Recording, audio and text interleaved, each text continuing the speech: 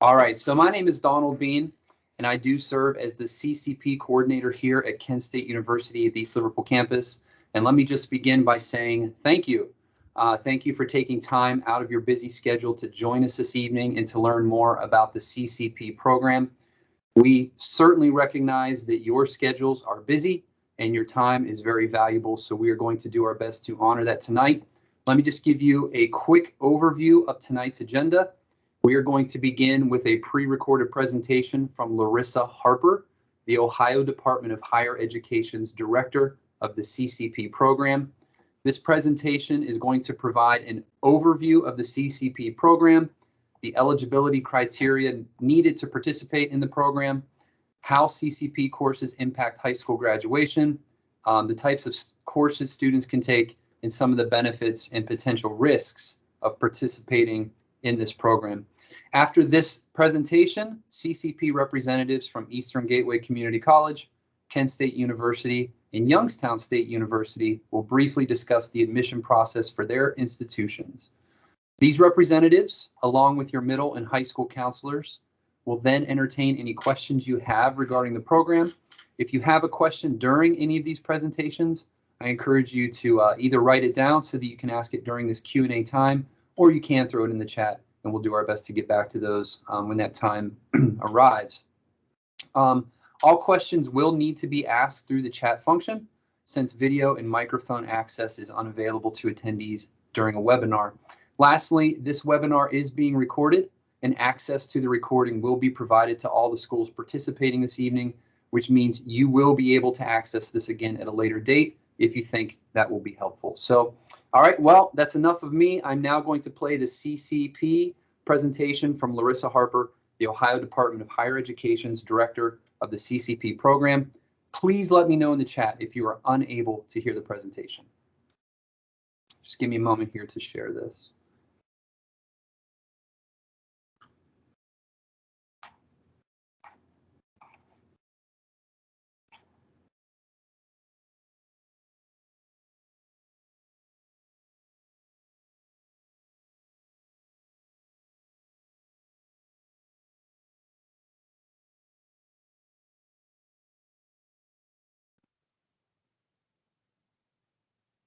All right, here we go. Recording of the annual information session for public schools. This information is to be used during the 2021 to 2022 school year in preparation for the 2022 to 2023 school year. We're first going to review what is College Credit Plus. We'll tell you a little bit of the details about the program, and then we will transition into how to get involved in the program. So College Credit Plus is Ohio's dual credit program. When in the program, students can earn high school and college credits at the same time. Students will enroll in actual college courses, and they must adhere to the policies and the requirements of the college. Students who are in grades 7 through 12 next year during the 2022 to 2023 academic year can participate in College Credit Plus. The students must be residents of Ohio, and they must attend an Ohio secondary school, either public or private, or they must be receiving homeschooled instruction.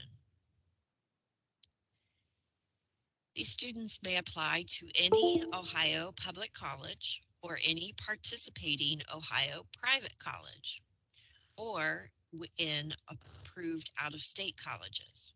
Keep in mind, the out-of-state colleges are limited in the number that have been approved, and these approvals have been with specific schools offering specific courses. Students may apply to multiple colleges, and if accepted, the student may attend multiple colleges. One of the first steps to becoming part of the College Credit Plus program is to complete an assessment exam. And the score on this exam must show that the student is eligible for College Credit Plus. Keep in mind, we are currently working on additional options for eligibility for the program. These will not be finalized until the spring of 2022. So if you have an interest in learning more about additional ways to become eligible for the program, you should discuss this with a college advisor. Again, these may not be finalized until the spring of 22. So it is a good plan to take the assessment exam and score at a college level, a college readiness level. Students who are in the program may choose from a variety of college level courses. It will also play into the choice the placement testing scores and course eligibility rules. Additionally, colleges may have other prerequisite requirements for certain courses. These courses that the student takes can satisfy both high school and college requirements. Any college course that has 3 or more credit hours will convert to one high school unit. You will receive information about how to satisfy high school graduation requirements from your school counselor and how you will satisfy college degree requirements with your college advisor. Again, these are college courses and students must successfully complete the courses in order to earn the credit. Even if a student fails or withdraws from the course, the grade will be on the college transcript and the high school transcript. So it is very important that the student is college ready academically as well as socially and emotionally to ensure they are ready and mature enough to participate. These grades will remain on the college transcript and the high school transcript for all of the students' academic career. The high school transcript will match the college transcript with the course grade. Students may take classes, college classes, during the summer, fall, and spring semesters each year. These courses may be taken at the high school, at the college campus, or online. The option to take courses at the high school is only available if the high school has partnered with a college or university to offer college courses at the high school. So we've talked about eligibility a little bit already, but we'll go into a little more detail. This is how students can participate. Step 1 is determining if a student is eligible to participate. A student must be determined as eligible for the program based on assessment exam scores. So there is a particular score for the different types of tests and subtests, and the student must have a score that shows that they are college ready or ready for college level courses in at least one subtest on an exam. Exams will include ACT, SAT, AccuPlacer, ALEX, PlaceU, or MapleSoft. The college determines which exam they will require. When a student applies to a college, that college or university will notify the student about which exam is required. The colleges will then review the student's scores and compare those to statewide standards. Again, as I mentioned earlier, there will be additional options for eligibility, and we are working on those right now, but they will not be finalized until spring of 2022. So for now, concentrate on the exam as part of the eligibility process.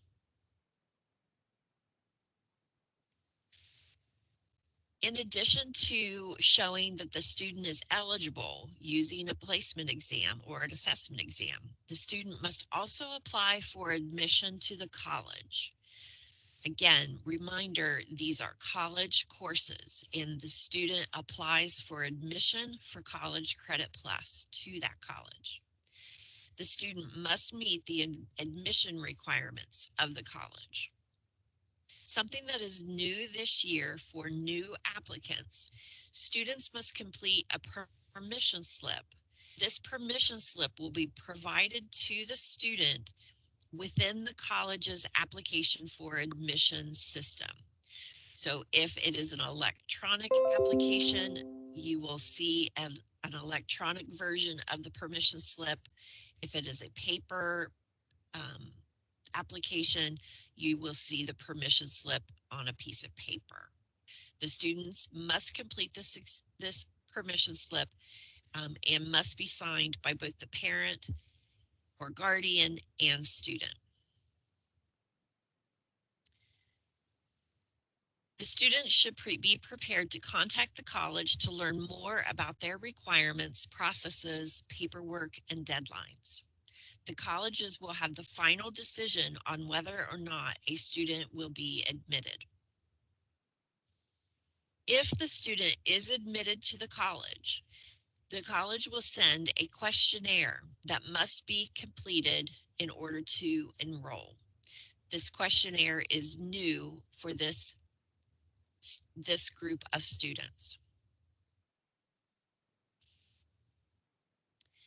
Once the student has been determined that they are eligible and that they have been admitted to the college, the next step is to register for college courses. The college will discuss which course options the student has. These options will be based on assessment scores, prerequisites, and any other requirements that the college has for those courses. As mentioned earlier, these college courses can satisfy high school graduation requirements. School counselors will help students understand the requirements and any College Credit Plus course substitutions. Keep in mind that some high schools have more requirements for graduation than the state minimum. Each student must meet their school's requirements. When a student first becomes part of the College Credit Plus program, they must complete their first 15 college credits in level 1 courses. These types of courses include transferable courses, courses in information technology, computer science, anatomy and physiology, foreign language. Also courses that are part of a technical certificate, courses that are part of a 15 or 30 credit hour pathway, or courses in study skills, academic, or career success. You will talk with the college advisor about these level 1 courses. It is important that the student and the advisor discuss this. The colleges must also post their actual level 1 courses on their website, so please review their website for that information. Once a student completes the first 15 credit hours in level 1, he or she can enroll in level 2 courses. And level 2 courses are basically any other allowable college courses at that particular college for which a student meets the prerequisites. We want to encourage students to take advantage of pathway opportunities, to take a look at what courses may be needed in that student's future career path. If a student stays on that path, the student can save time and money after high school in pursuing their degree or certificate. We also have courses that are not allowable for College Credit Plus. These include courses that are considered private applied courses with one-on-one instruction. A lot of times these courses are primarily falling into performing art instruction or lessons. But there may be other subject areas that are private applied courses. Those are not allowable. Courses that have very high academic fees. Currently, the the limit is for a course to have a $750 fee. Anything above that amount is not allowable. Study abroad courses are not allowable.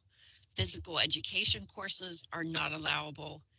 Courses that are graded on a pass-fail basis are not allowable. And remedial courses or developmental education courses and sectarian or religious courses. When the student earns the grade, that same grade will be on the high school transcript, and the college course grades will be factored into the high school and college GPAs. For grade weighting, if a high school uses a weighted grading scale for advanced placement, international baccalaureate, or honors courses in a particular subject area, then the college courses in that same subject area must also be weighted using the same scale in order to calculate the student's grade point average and class rank. As mentioned earlier, students should consider courses in a career pathway that interests them. This does not mean you have to pinpoint your exact degree, but perhaps you have an interest in health careers.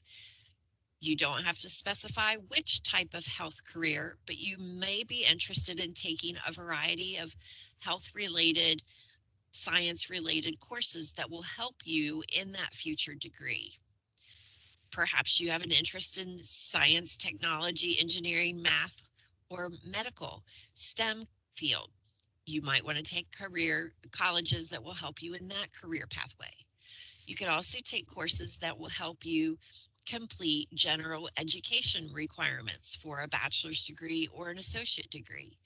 Again, that's a pathway that you've chosen so that you're taking courses that make sense for high school graduation as well as satisfying college graduation.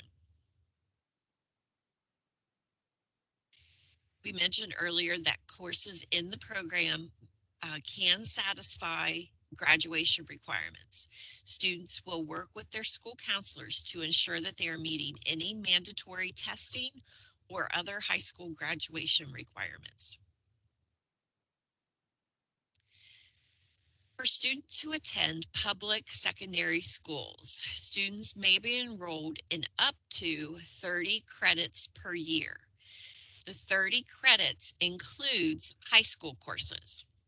So your school staff will calculate your annual number of credits that you can take. The calculation includes adding up the secondary school or high school units that you will be taking for that year.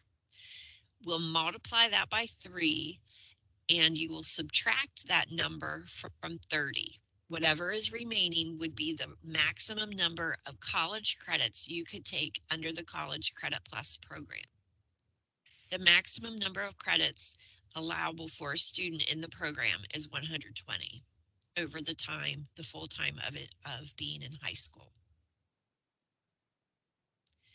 If a student enrolls in more than 30 credits for the year, the school will discuss this with the student and will provide the options of either dropping the course prior to what's called the no-fault withdrawal date so that you have no financial risk, or you and your family can pay for the entire course, including the tuition, fees, and books at the college's standard rates. This is called option A. It is very important that if you have an interest in paying for the course, that you must do that before the course begins so that you can talk to your school about option A. So we want to discuss what are some differences between high school and college. Some of these will play a very big part of your life while you're in high school participating in College Credit Plus. Others you might encounter after high school if you go to college at that time. So just a few examples when you look at tests In high schools, generally tests are sometimes given weekly or at the end of a particular chapter in a subject. In college, the tests are very few in number, and they often cover more material um, throughout the semester.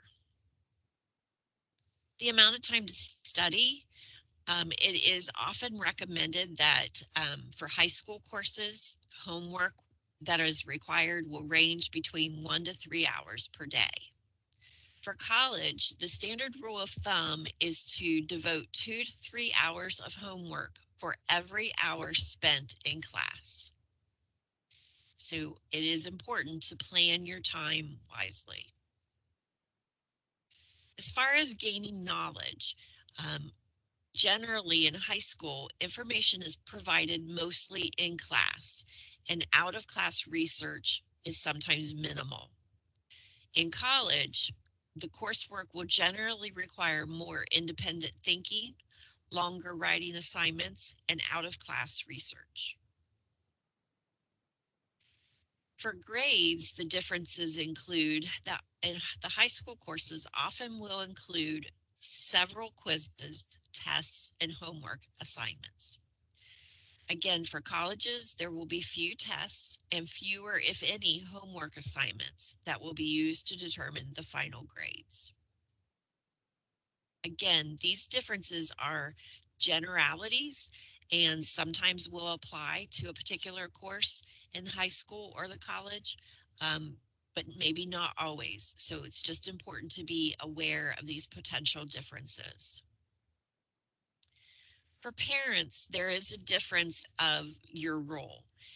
The parents for high school students need to be strong advocates, working closely with their students, teachers, and counselors. While in college, parents will serve more as a mentor and a support person for the student. The college will view the student as an independent decision maker. There is a federal legislation called FERPA, or the Federal Education Rights and Privacy Act, that protects student education records. And this is important to keep in mind because at the college level, parents may not be able to access certain information about how the student is performing in college courses. Oh, pardon me. If a student needs accommodations due to any particular need academically, in high school, parents and students will work with their high school staff to determine what assistance or accommodations can be made for students with individual education plans, IEPs, or 504 plans. In college, students must work directly with college staff to determine if accommodations are needed or allowable. IEPs and 504 plans are usually not included in these discussions, although sometimes those can be helpful. You must have a conversation directly with the college if you are in need of an accommodation. So the benefits of participating in College Credit Plus are some of the things we've already talked about. Students can earn high school and college credits at the same time. Students can get a head start on career planning and degree or certificate completion. Students can experience college early to understand the expectations of college life. And students can save tuition and textbook costs. Now, those were the benefits. The concerns may arise if a student is underperforming, if the student is not doing well in these college courses.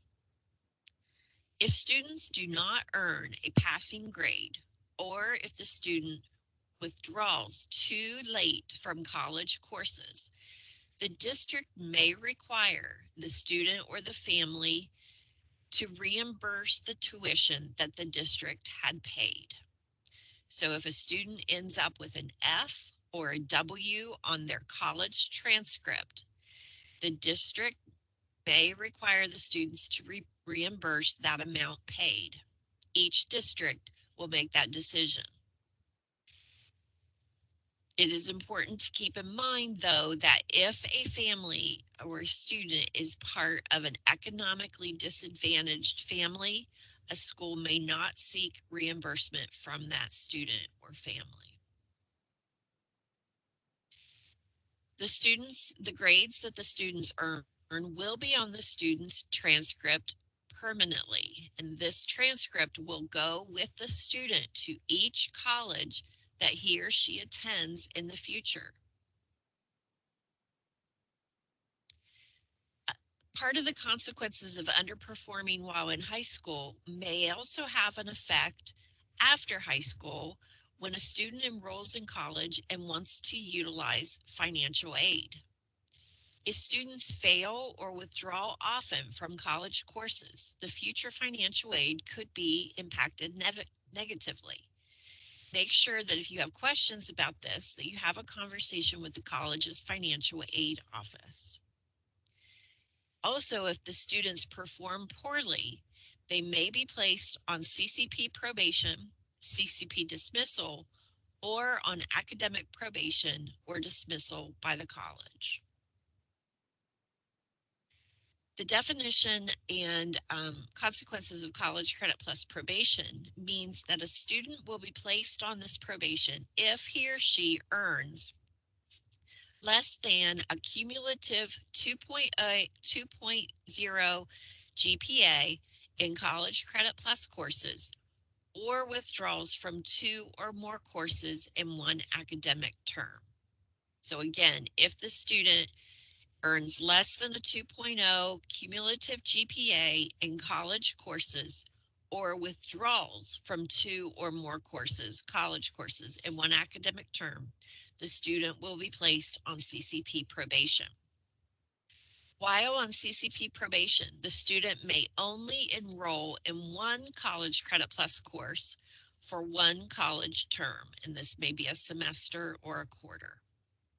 The student may not enroll in a college course in the same subject in which the student previously earned a D, F, no credit grade, or whatever the equivalent grade may be for that college. If the students who are on CCP probation do not increase their college GPA to a 2.0 or above during the probation term, the student will then be placed on College Credit Plus dismissal. While on College Credit Plus dismissal, the students may not enroll in any College Credit Plus courses. A student can request an appeal to be reinstated in the program. The secondary school handles these appeals. So if a student is on CCP probation, the student may appeal to take a course in the same subject in which he or she previously earned a D, F, or received no credit. The appeals for College Credit Plus dismissal can happen within the first 5 days of being dismissed, and the student may submit an appeal to the secondary school to appeal that dismissal, or the student may wait and appeal that dismissal at the end of the semester. So there are two options with dismissal. You can request the appeal right away, or you can wait until the end of that semester. Each school must have a policy describing the process for appeals. So the expenses related to College Credit Plus are limited, but there are some things to keep in mind. At public colleges or universities, there will be no cost to the students or families for tuition, required fees, and books. However, there are some optional expenses that will be the financial responsibility of the student or family. Some examples include parking and transportation. If a student attends a private college or university, there will be no cost to the students for tuition, fees, and books. However, a student may be charged a small cost per credit hour if that private college chooses to do so.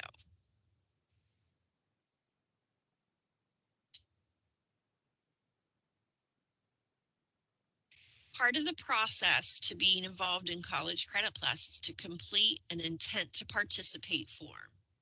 This form must be completed and returned to the school, the public school, by April 1st, 2022. The asterisk is a holdover from last year when we were operating under COVID. This date has returned to April 1st, and if there are any changes, we will be posting that on our website. However, we have no intention to do so at this time. So the intent to participate form is due by April 1st, 2022. When a student begins working with the college, the student typically will take advantage of College Credit Plus through state funding. State funding is in the terminology that we use is called option B.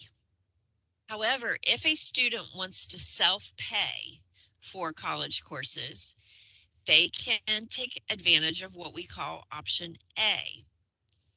Whichever the student plans to utilize, either the state funds or to self-pay for college courses, the students must confirm this choice with the college and the secondary school.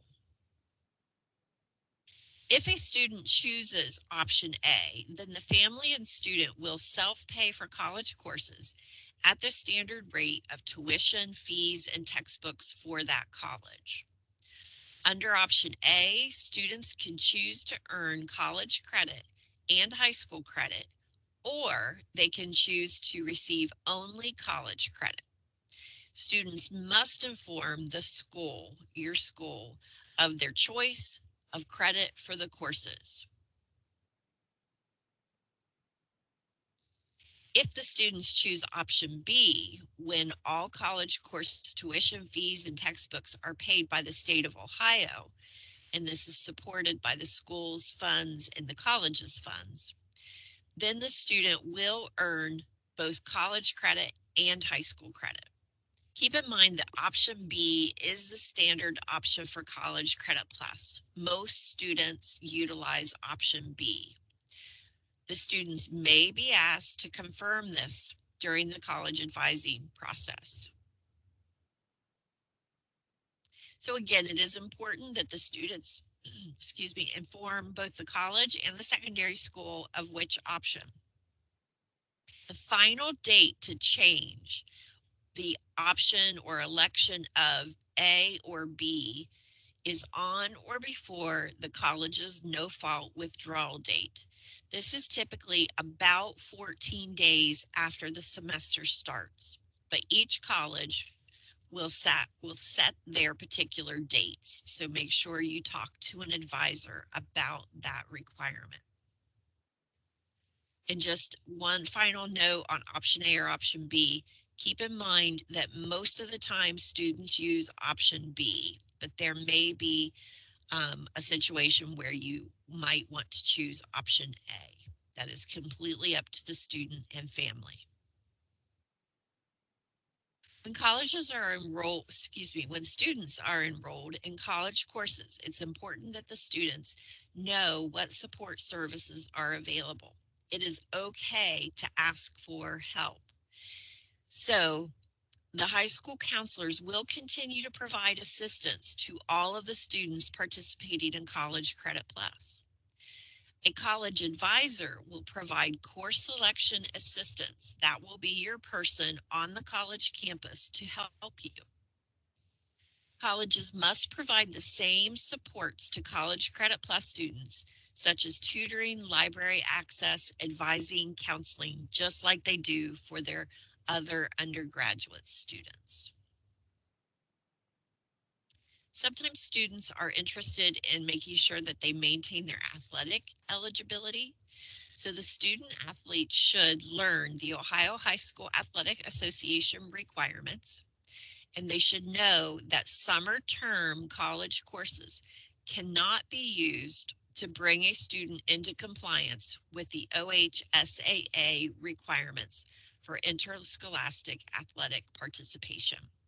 If you have questions about this, ask your school's athletic director or contact the OHSAA. Many times we receive questions about transferring credit. There is a lot to know about transferring credit. Certain general education and technical courses will transfer, especially from one Ohio public college to another public college. There are some that are guaranteed transfer. The students must check with the colleges to confirm whether or not the courses are transferable. It is important that students proactively ask these types of questions. So if they are enrolled in one college while in high school and plan to enroll in another college after high school, the students should check with that next college to talk about the courses that will transfer and that will also apply to the chosen major.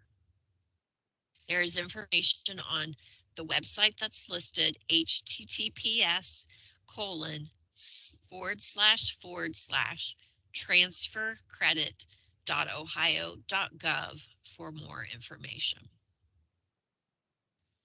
We talked a little bit earlier about the need to be college ready, but not just academically ready. It is important that students consider the emotional and social transition from high school to college and what the college expectations are. It's important that students consider their time management and organizational skills. These courses will be different than what you've encountered in the past. The grades earned in these courses, as a reminder, are for both high school and college credits and will be calculated into the student's GPA at both the college and the high school. Again, just as a reminder to something that we just spoke about, this scenario is referring to option B. It could also apply to option A if that's what the student chooses. Keep in mind that College Credit Plus credits will be utilized in the calculation of financial aid in the future after high school. So it's important to know the deadlines that public school students must complete and return the intent to participate form to the school office by April 1st, 2022. Check with the college or university about which exam the student should take. It could be the ACT or SAT, or it could be the AccuPlacer. Check for any particular deadlines that may be in existence. If you want to take summer classes, keep in mind that the deadline for those will be earlier because the classes for summer semester usually start in May. So it's important to check with the college for all of the semester deadlines. To get started, complete that intent to participate form and make sure the school receives it before the deadline. Apply for admission at the college of choice before the deadline. Contact the college and discuss assessment testing requirements. Meet with your school counselor to discuss scheduling and graduation requirements. If you have additional questions, please visit the CCP website for additional resources. The address is www.ohiohighered.org/CCP. At this time, schools may add additional slides at the end of this presentation. Thank you for listening to the College Credit Plus information session.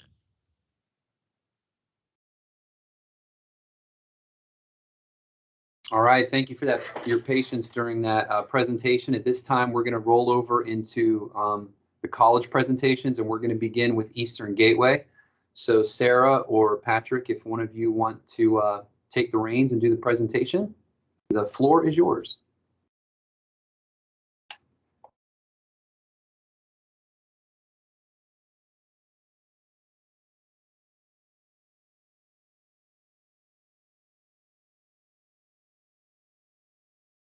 Let's see. Hey, Donald, can you hear me? Yep, we can hear you. Okay, let me see here. I'm listed as a guest. I would still be able to share, right? I found it. I'm sorry. I'm here. I couldn't find the mute button. I changed your guy's status over to a presenter. So either There one. we go. That it still was on the other one and I didn't have that and I couldn't unmute myself for the longest. So I apologize. So I can hit share screen. Yes, it's all yours. Okay. Share screen. Is that the arrow pointing up? Yep.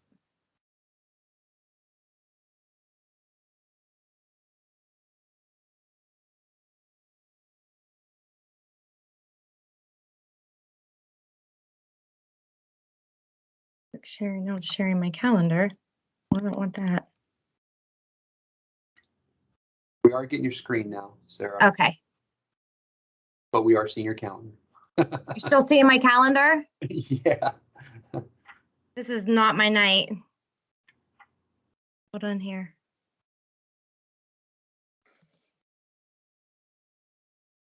Are you still seeing it? Yes.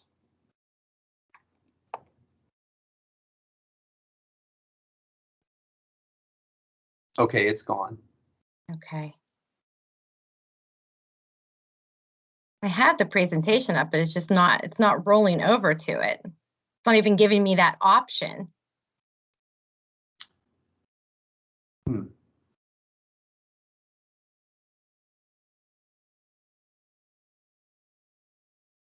When you go to share, you should have, is there an option that says like window? No, it's not on there at all. And it was before, but it's not on there. Somebody else want to go first and I'll troubleshoot me. No, Sarah, do you want me to go? Want me to jump in? Yeah, go ahead and jump in and just give me a second to troubleshoot it. Yeah, no problem. No problem at all. I'll go ahead and get started for Kent.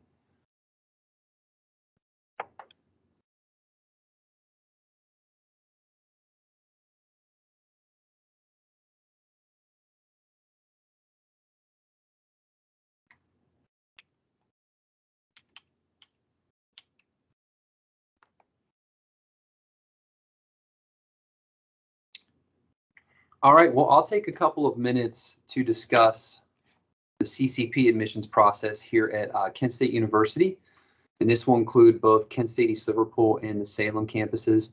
And my contact information is going to be included on the last slide. If you want to have your phone ready to take a picture and grab that, that would be fine.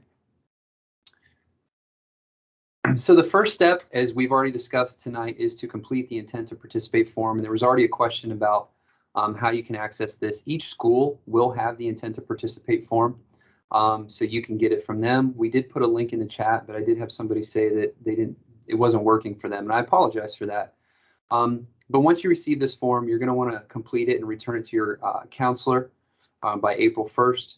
Your school district uses this to determine how many students in the district are utilizing the program.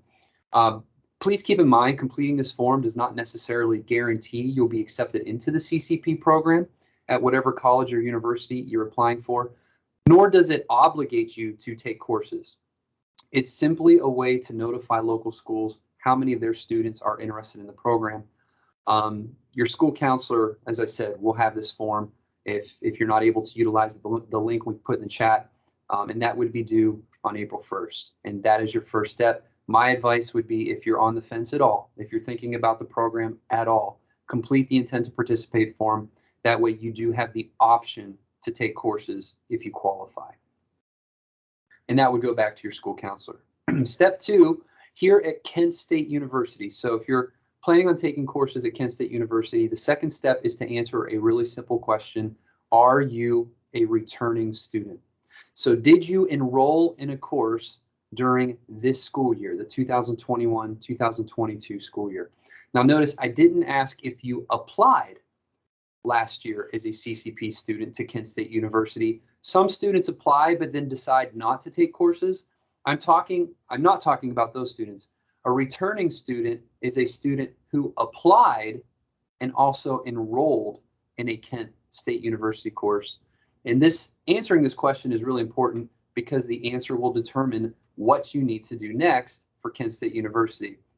So let's start with new students.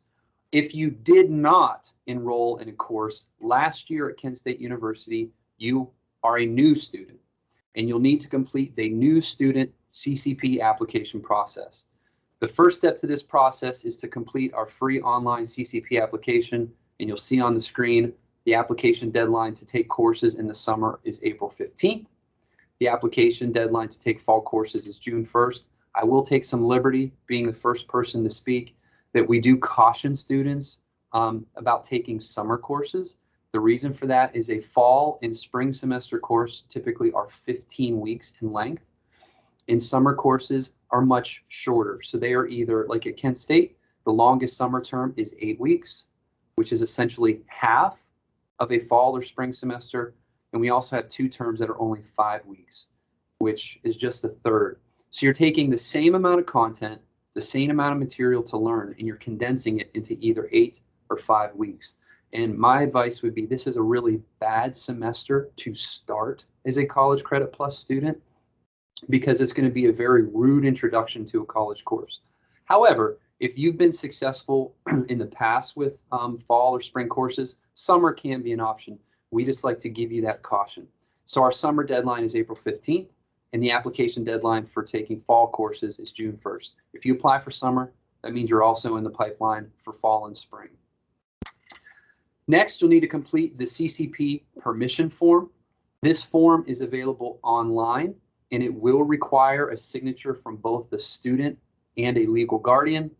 This form now also includes that maturity statement that was discussed in the presentation.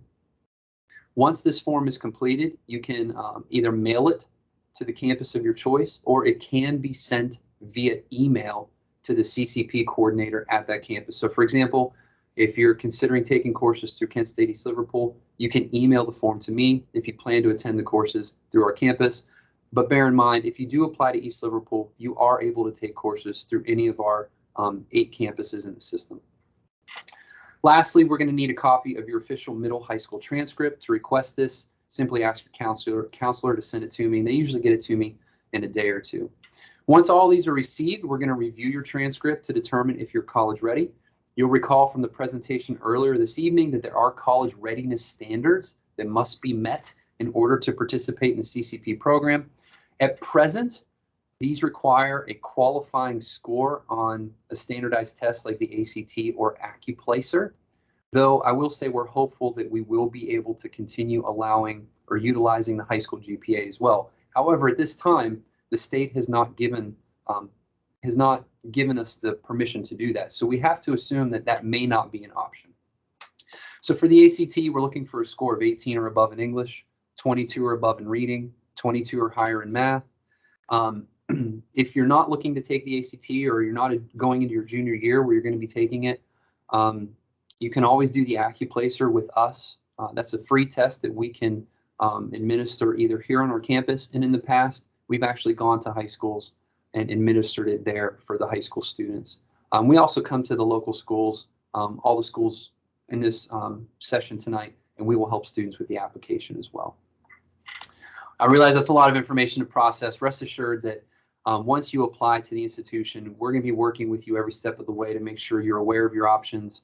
But that is the process for our new students. Now, returning students, it's different, and I think it's easier. Returning students do not need to go through that application process. Instead, returning students are going to complete an email that will be sent to their Kent State email address from East Liverpool Admissions that's going to be used for this purpose. So instead of an application, you'll simply need to respond to the email, and here's a sample of what it will look like. So first, it's going to ask if you're still a student at the school you attended last year, which would be this year right now. If not, you'll need to provide us the name of your current school, and in that situation, we're going to need an updated transcript from your new school. Next, it's going to ask you to confirm your graduation date and correct it if it's wrong.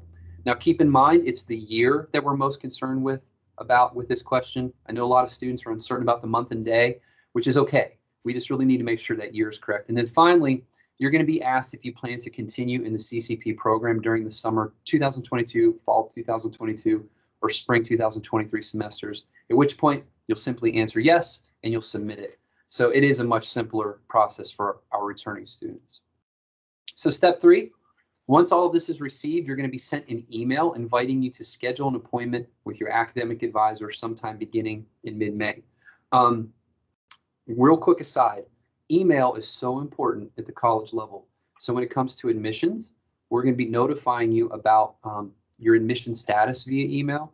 We're also going to be setting up advising appointments via email. Important announcements are going to be sent via email. So it is critical that you get into the habit of checking your email. And then once you become a student, you're going to have to start checking your university email for communicating with the university staff, faculty, and getting those important announcements. So let's see, you'll get an email once you've been, we've received all the previous things, the application, the permission form, the transcript, and you've tested or shown yourself ready. We'll start beginning the advising process sometime in mid-May. Students will book their appointment online. They're going to choose to either come on campus or do a virtual online appointment, whatever works best for their schedule. And during this meeting with your advisor, you're going to have the opportunity to discuss your goals. You'll have the opportunity to learn more about what's going to be expected of you as a student here at Kent State. Your advisor is then going to explain to you your course options, and then your advisor will help you schedule courses that align with your goals and your future academic plans. And here at Kent State, because we do interact with fewer students than a lot of the other institutions, here at East Liverpool, we are able to kind of personalize that. So if you plan on going to another school or university, we will work with you to try to do our best to make sure that the courses you take with us align to the courses you'll be taking somewhere else. From there, you're going to communicate your plans back to your counselor just to make sure that we're all on the same page. And then you're going to be invited to attend an orientation event before the semester begins. And then you start taking your courses. So I hope you found this brief presentation about Kent State, East Liverpool, and Salem helpful. Please feel free to contact me with questions you have after this evening. Feel free as well to take a picture of the screen if you'd like. You can also use your camera to scan that QR code if you want to visit our CCP website for more information. And so with that, I'm going to stop sharing. And I can turn it back over to you, Sarah, if you are ready to go. I am still looking, and it is not, hold on here. I think I finally got it. Can you see it? Hold on. I think it's loading. I'll let you know when I can see it. Okay.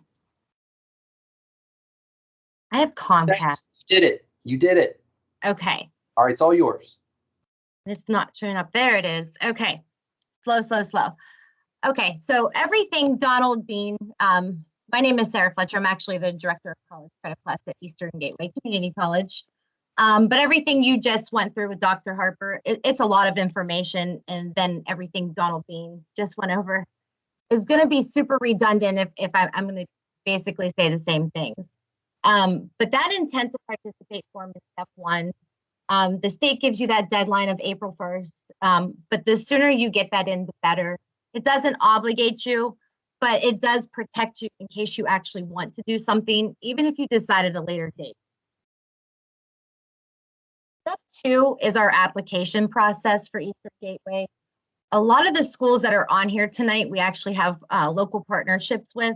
So we tell the students to check with their school counselor to see if we are going to be there for an application day. Sometimes they want us to do it virtual just due to COVID and stuff like that right now, but we do that at the high school. But students can also go to our CCP webpage and apply for the program. They can do that. They just have to make sure they have their social security number. And we ask them to use a non-parental, non-high school personal email. Non-high school reason being is because once they graduate high school, most of them will not have access to that email any longer. And then a non-parental email, because we really want to make sure that everything we're sending to the student is going directly to them. So they're setting up their accounts and they're getting themselves prepared for the college experience. Step 3 for us is having your high school transcript sent. Copy of your high school transcript showing your cumulative GPA on there. If you've had ACTs, if you've taken the ACT or you have those scores or SATs, we will take them. But if not, we do offer the AccuPlacer. AccuPlacer, we do that at all the high schools. We usually come there after the application process is done. There are conditional scores that you can meet for AccuPlacer. I'll show you them on the next slide here. So it's going to be the same state benchmarks for anything. So we go based off of all the benchmark scores, whether it's ACT, SAT, or AccuPlacer. There's conditional scores that the state allows, but the student must have a GPA of 3.0. So that's how we will honor those scores. This is on our website. It's also in our handbook. A lot of times when we're at the high schools, we will bring that material with us and give that to them to hand out to the students. Where students can take courses, most of the time it's at the high school. Online with us, we offer over 60 level 1 courses. We have over 100 courses that are available for students once they've completed their first 15. But we do let parents and students know that you must be 16 years or older to attend on any of our campuses in person. And that's just a policy we've always had at Eastern Gateway.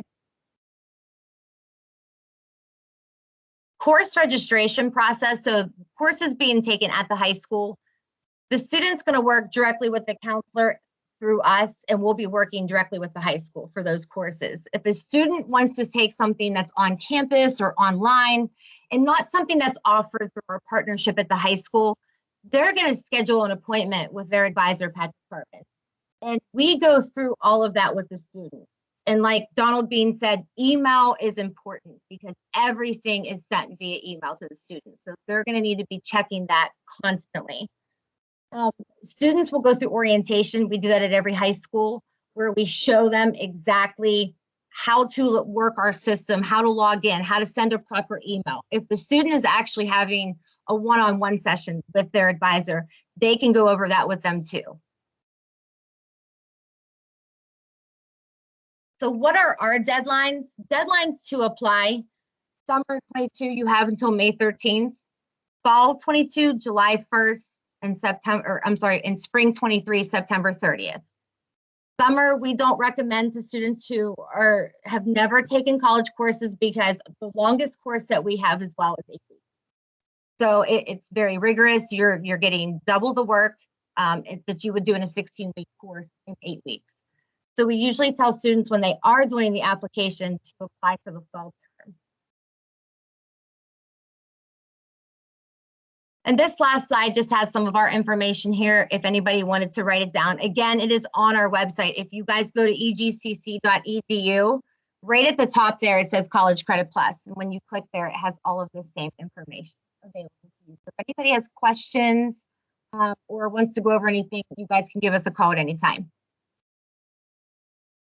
I think that's it. All right, thank you, Sarah.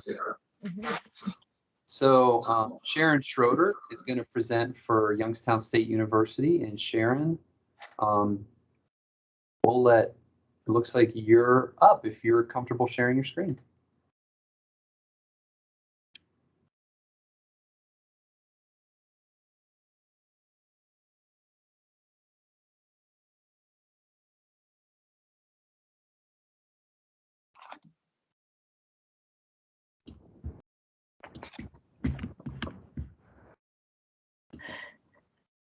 There we go.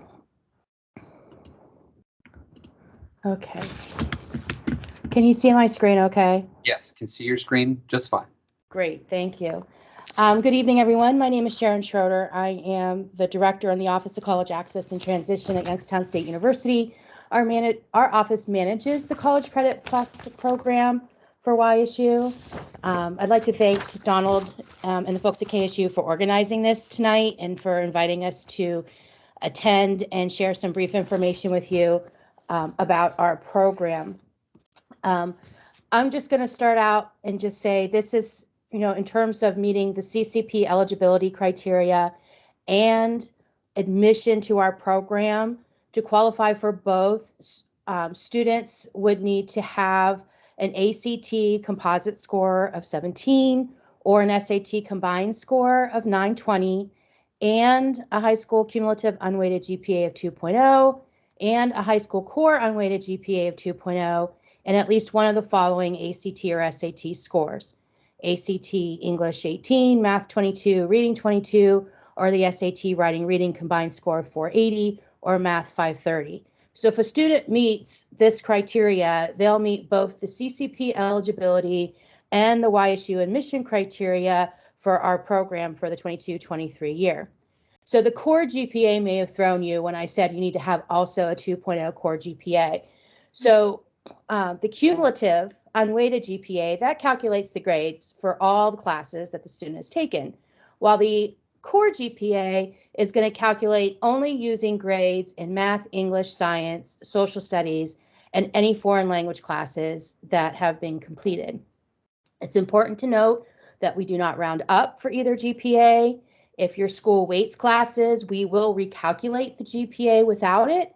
And if we are talking about middle school grades for admission for middle school students, we'll use any middle school grades as well as any classes taken for high school credit to determine GPAs and the qualifications for middle school students. So what happens if you don't have a qualifying ACT or SAT score? Well, then you can come and sign up for YSU's free CCP virtual eligibility test. This test is done, it's AccuPlacer, it's done online. You can schedule it at a time where you can either do it from your school or you could do it from home. It is done in an online environment. So in order to qualify for CCP eligibility and admission through this option, you still need to have both of the high school GPAs, but then at least one of the following AccuPlacer scores: Writing 263, Reading 250, or Math 263. So I will tell you that we start out the students by only taking the reading as part of for the eligibility test, and we see what the score is then that the student receives. And then from there, if they don't receive that qualifying score, then we'll have conversations with the student in terms of next steps. Do we retake the test in reading, or do we look at potentially doing the math or the reading instead in order to get them admitted into the program?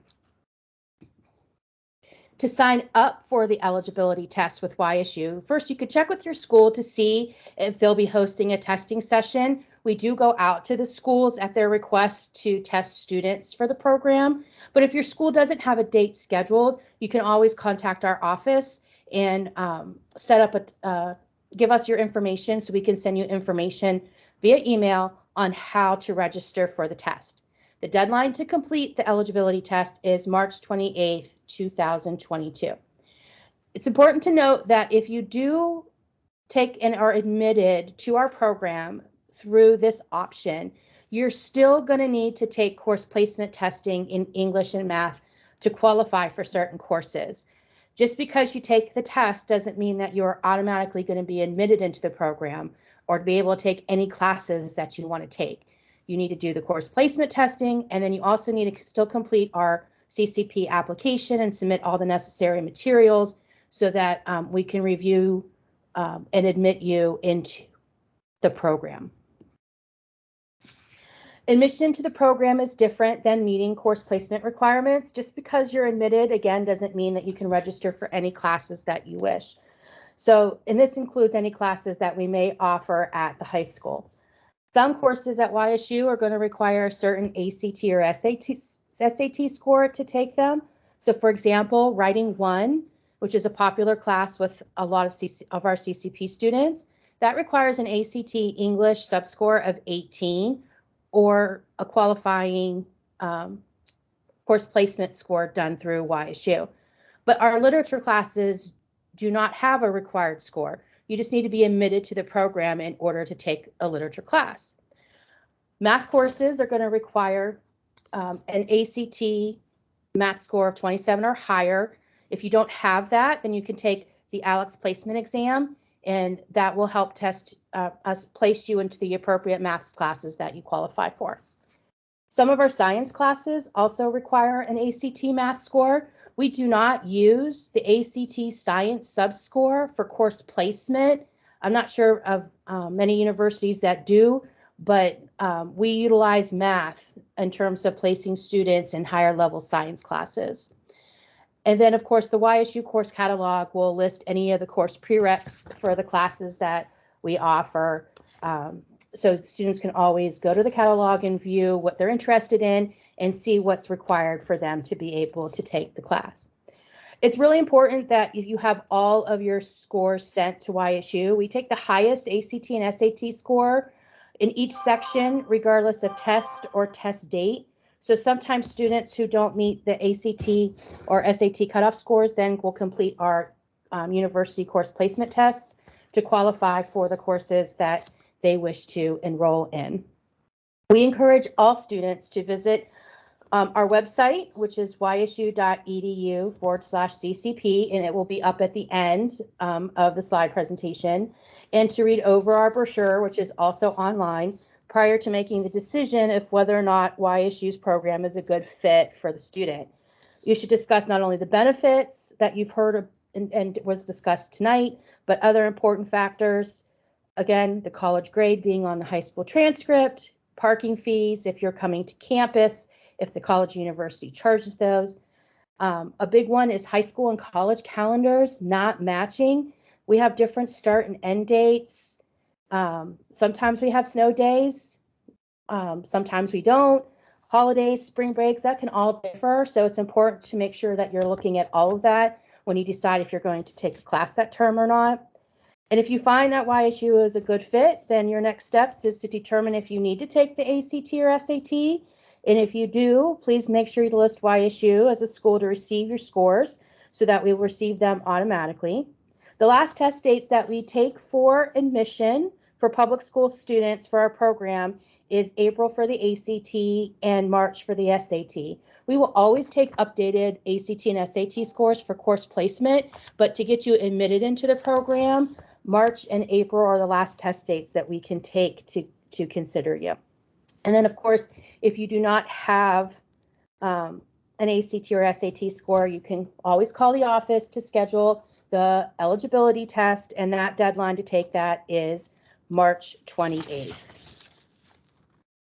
A new student application is complete when we receive official high school transcripts, any ACT and or SAT scores, a parent consent/financial responsibility form, which also includes the mature content information that was discussed earlier, and then a campus education plan for students who are interested in taking classes on campus or online. Make sure to submit your letter of intent again by April 1st to your school, and then apply by our deadline. April 15th, 2022, we have one deadline for the entire academic year. Excuse me. So April 15th, 2022 is when we need to see your online application in our system by. Sometimes the schools will host an application day, so you could check with your school to see if they will be doing one before you apply. And if your school does not host one or you miss it, you can find our application and all of our related documents needed on our website. Our application will open in January 2022. Once accepted, we mail students an acceptance packet, which includes their YSU ID, email, and an enrollment checklist that will help you navigate next steps, including how to activate your YSU email account. And to stress what everyone else has said already, it is so very, very important that you check your school, your college email, not your high school email, not your middle school email, but your college email that you receive often, as that's how we are going to correspond with you about your next steps and what you need to do to solidify your enrollment in the CCP program for the next year. At YSU, this includes sending you information about orientation, academic advisement, course placement tests that you need to take, and any deadlines that you have to meet that by. You can be admitted to our program, but depending on your ACT scores and course placement results, you may not be able to enroll in the courses that you want. And the biggest reason why this happens is because students don't check their email to see that they needed to do course placement testing, and they miss all of the deadlines. So please check your email, even over summer.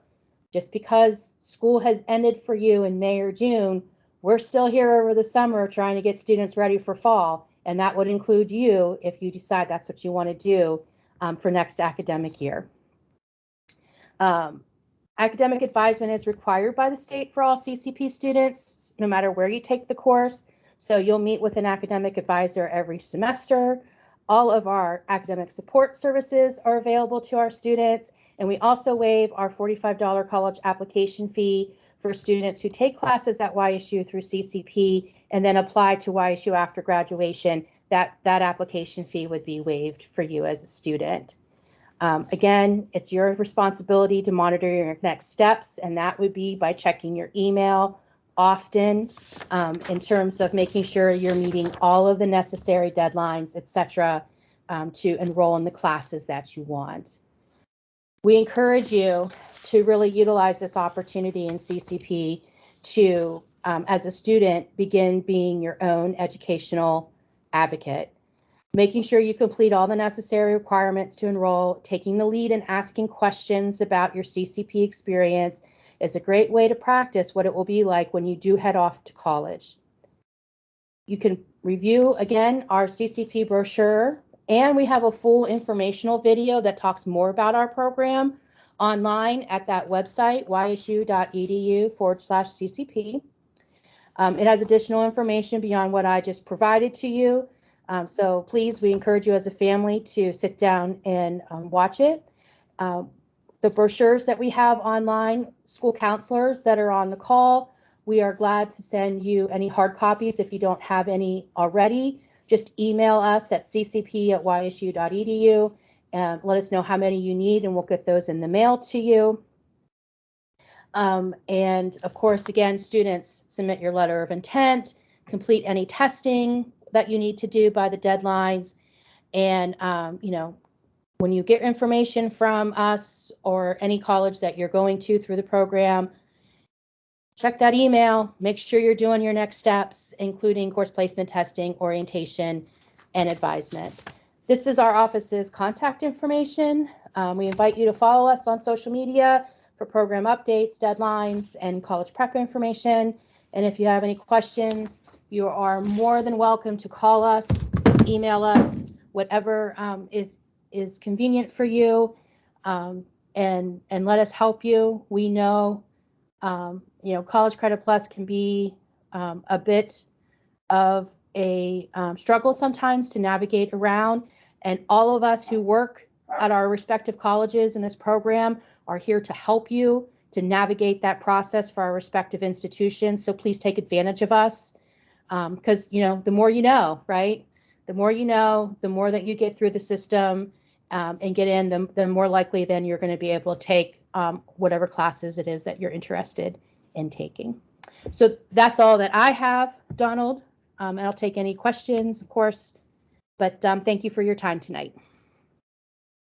Yeah, thank you, Sharon. Thank you, Sarah, Patrick, everybody who's joined us, along with our guests. At this point, if anybody wants to ask a question that any of us can answer, feel free to do so. Give it just a moment. We have been answering some questions in the chat.